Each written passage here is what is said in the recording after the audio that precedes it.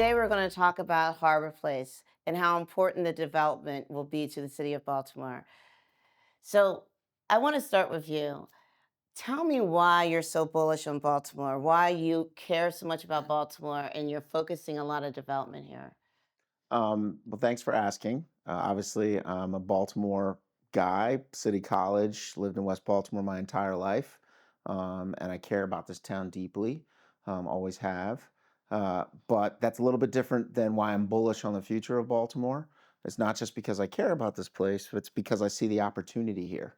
I say anyone who asks me about Baltimore, I say the first thing they should do is pull out a map and understand that Baltimore sits a few minutes away from DC, an easy train ride to New York and Philadelphia, and is the least developed city within a mega corridor and has amazing assets, institutions, that's medical schools, law schools, the Port of Baltimore, transportation. There's all these awesome things that we have in addition to having some really gritty, cool, awesome people in neighborhoods.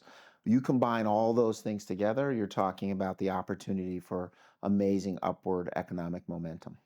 I wanted to bring the two of you together because we've been working together we meaning my firm and MCB and another group of great consultants on Harbor Place and ensuring that your vision and the mayor's vision um, comes to life.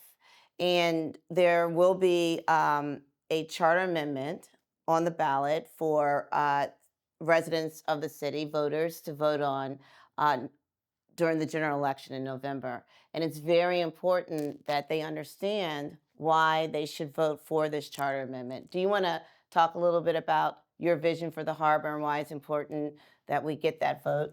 Well, I think, Lisa, before I even go into my vision for the harbor, I think anytime I'm talking about Harbor Place and what's going to be on the ballot, I have to back people up and remind folks that we're talking about what is literally the most eyes on thing that Baltimore has. Every time the Ravens play on Sunday night, as the Orioles are on national baseball more now than we have been in decades, you're going to see the inner harbor. It's how everyone sees us, but it's also the heartbeat of our city. And we're talking about the heartbeat of your city that had been sitting there deteriorating on itself for at least 2 decades, right? And what I did not want to do was allow that to continue, which is why we want to push it into receivership. We were happy to see that Dave was awarded that because if we're going to see Baltimore's inner harbor, Baltimore's heartbeat come back to life, who better than someone from here who grew up in West Baltimore, albeit choosing the wrong high school, right?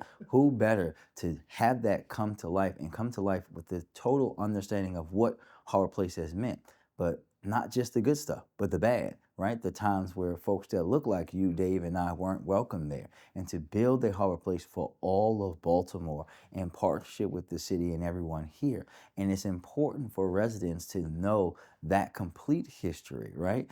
About what has happened and what can happen with this new development when they're going to the ballot box in November. Because we often hear time and time again when I'm in neighborhood after neighborhood, I hear from people that say, why don't we have more of these projects being done by people who live in the city or that are from the city? In this case, we have both in Dave and his team, and we want to see that through because we know how important it is for the city. It helps us continue to unlock the investments that are already happening into downtown, our fastest growing residential neighborhood, lifting up the downtown rise plan that we have, understanding what's happening at the stadiums, what happened at CFG and Lexington Market, and will allow us to grow downtown into the next version of itself because this is so important for all of us.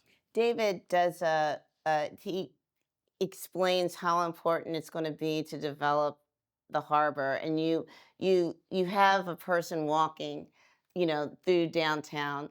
Share that vision of what we see in the next 10 years of what it's going to be like to be in downtown Baltimore. Yeah, I mean, I think downtowns across the country are struggling post-COVID, and how we use our downtown central business districts is changing. And I should say across the country, across the world, um, as office space ceases to dominate everything. and this whole concept of mixed use urban communities where you can live, work, and play in the same environment. The vision, the long term vision for Harbor Place is it's really just a piece of a much bigger vision that the mayor and his administration have, that the entire downtown should be one connected space that will allow you to eat, drink, enjoy yourself, live, recreate, enjoy the water, all those things from Harbor East all the way down to the ballparks, up to Mercy, up to the biopark at University of Maryland, and down to the casino district. The idea is that once you're there, it should be pedestrian friendly, it should be active, there should be retail, it should be alive. In order to do that, you need a mix of uses, and we really believe Harbor Place is the linchpin to all of those things. And what's great is that you've been working with the GBC, with Downtown Partnership, with the governor, with all of these stakeholders that care about Baltimore and want Baltimore to do well and be successful. Because if Baltimore does well, the state does well. Um, and I appreciate all of the investment that you've put into Baltimore, because you could do that other places, but you care about Baltimore as well as our mayor. And I thank you for your work.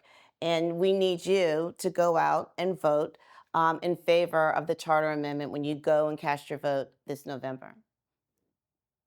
Anything you want to say on top of that? I would just add that this is an opportunity that we may never get again. To be able to capitalize on all the investment, Lisa, that we're seeing into down. We're talking about $7 billion with a B coming into downtown Baltimore over the next few years. This is the time for us to strike and strike with folks that we know will have the best interests of Baltimore at heart, and everyone, and not just a small few. Well, thank you, Mr. Mayor, and thank you, Mr. Bramble, for joining us on Conversations with HJM.